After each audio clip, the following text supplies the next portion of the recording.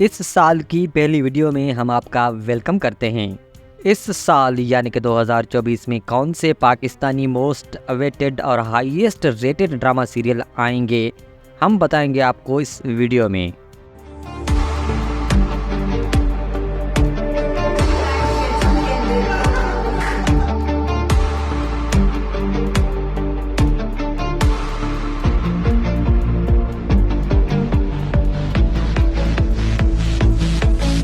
ये जो वीडियो आपने मुलाहिज़ा फरमाई, ये थी फर्स्ट लुक तेरे बिन सीज़न 2 की।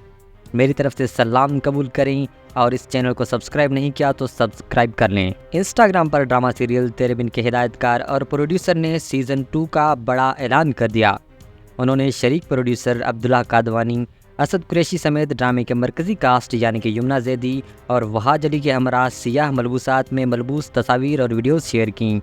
उसके साथ ही सीज़न 2 की शूटिंग के हवाले से ऐलान किया। तवील कैप्शन लिखकर अब्दुल्ला कादवानी ने लिखा कि अल्हम्दुलिल्लाह, इस साल का सबसे बड़ा ऐलान करने का वक्त बिलाकर आ गया है, जिसका बेपनाह इंतज़ार था। आपकी पसंदीदा जोड़ी यमुना जैदी और वहाज अली अपनी बेमिसाल ऑन स्क्रीन केमिस्ट्री के साथ तेरे बिन सीज़न 2 में धूम मचाने के लिए तैयार हैं और वो जल्द वापस आएंगे। ये ड्रामा सीरियल इस साल रिलीज़ किया जाएगा और इसकी हतमी डेट अभी तक अनाउंस नहीं की गई है। अब हम बात करेंगे एक और ड्रामा सीरियल जो इस साल वो भी जियो पर आएगा, जिसका नाम है सुन मेरे दिल। तेरे बिन के रिलीज़ के बाद वहाज अली चूँकि हिंदुस्तान और पाकिस्तान में बहुत फेमस हो गए हैं, अब उनके मद्दाह उनके तमाम ड्रामों को पसंद कर रहे हैं। अदाकार सेवंथ स्काई एंटरटेनमेंट के पोस्टर बॉय बन गए हैं और वो प्रोडक्शन हाउस के आने वाले बड़े प्रोजेक्ट सुन मेरे दिल में नज़र आने वाले हैं। सुन मेरे दिल की खबर हिदायतकार अब्दुल्ला कादवानी ने तेरे बिन सीज़न 2 के ऐलान से कबल अपने इंस्टाग्राम पर शेयर की थी।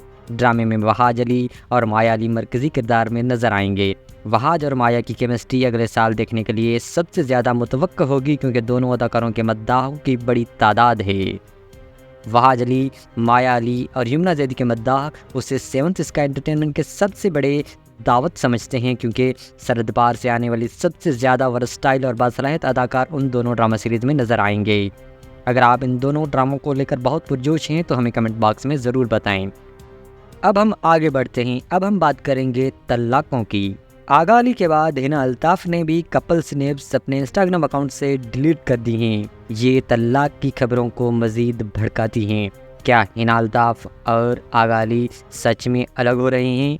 ये तो आने वाला वक्त ही बताएगा। अभी एक और खबर है तलाक के मुतालिक। ये बेसिकली आदमी है जो ऐसा सोचते हैं, औरतें नहीं सोचती ऐसा। मोस्टली आदमी ये नहीं उनको क्योंकि सिखाया ये गया है ना, तो वो क्या और सोचेंगे। Basically fathers tell their daughters that you are destined to die from and go from to the cemetery from that home now, not my home. That is the meanest thing you could say to someone you brought into this world. If you weren't existing, then she wouldn't exist. So how dare you? You brought her in this world. You are going to pay for it. It's so simple. वापस आ जाए। हाँ, divorce ना ले। Divorce लगने के बाद फिर तो बहुत बुरा हो जाएगा ना। क्या बुरा होगा? कुछ बुरा नहीं होता यार, कुछ बुरा नहीं होता। If anything, उसको जीने पे, लाइफ पे एक और मौका मिलता है, एक और चांस मिलता है। We all deserve another chance, don't we? Come on, you want her to just spend a gift that's given to her entire life, serving others and being in a relationship that she's not happy in. मुश्किल responsibility जो हमने औरतों को दी हुई है, ये तो पूरी लाइफ डेडिकेट करने के लिए दे दी है, जीने के लिए तो नहीं दी है।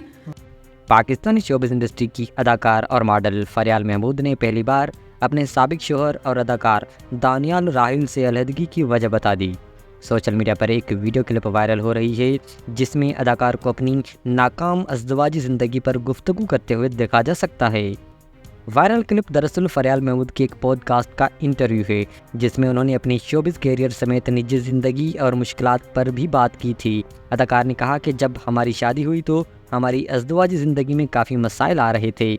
मैं उस दौरान ज़हनी तौर पर काफ़ी परेशान थी।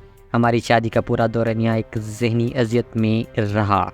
फैसल कुरैशी ने पाकिस्तानी सिनेमाघरों की रौनकें बहाल करने का नुस्खा बता दिया। अदाकार फैसल कुरैशी ने कहा है कि पाकिस्तानी सिनेमाघरों की रौनकें बहाल करने के लिए बॉलीवुड फिल्में दिखाना शुरू कर दें। निजी टीवी जो न्यूज़ के मुताबिक फैसल कुरैशी ने एक टीवी शो प्रोग्राम में शिरकत के दौरान कहा कि हमारी आवाम बॉलीवुड फिल्में देखना चाहती है तो हमें उन पर अपनी मर्ज़ी मुसलत नहीं करना चाहिए।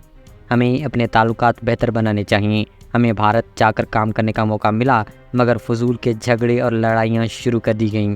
फैसल कुरैशी का मज़ीद कहना था कि हम हर वो रास्ता बंद कर देते हैं जिससे हमारे मुल्क में पैसा आता है। Being a Pakistani I am very patriotic, but मैं ये बात जानता हूँ कि अगर आपको पाकिस्तानी सिनेमा चलाना है तो ये बहुत ज़रूरी है कि आपको हिंदुस्तानी फिल्म्स लगानी पड़ेंगी। बहुत मतलबी बात कर रहा हूँ मैं, लेकिन ये मैं जानता हूँ कि आपके लोग, आपकी आवाम, आपकी कौम देखना चाहती है हिंदुस्तानी फिल्में पाकिस्तान में। सो आप उस पर अपनी मर्जी आयद नहीं कर सकते।